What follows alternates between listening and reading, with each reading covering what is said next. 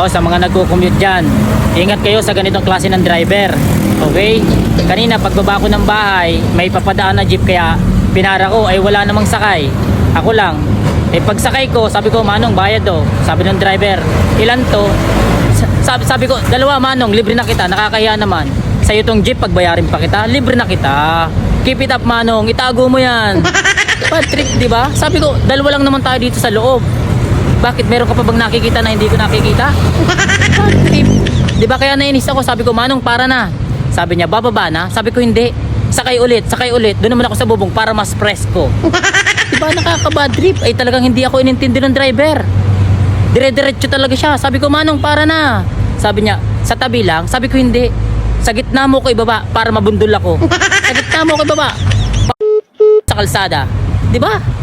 Bad trip. Natural, sa tabi lang. Bababa na nga eh. Di ba?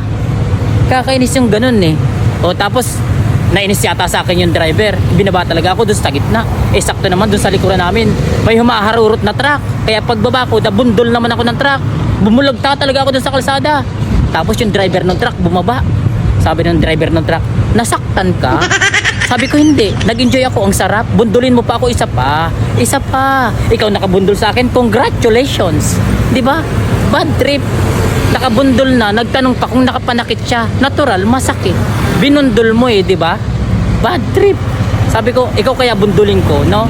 Tapos pag nag-enjoy ka, magpalaro tayo, bundol-bundulan. Di ba? Pausuhin natin yan. Di ba? Bad trip.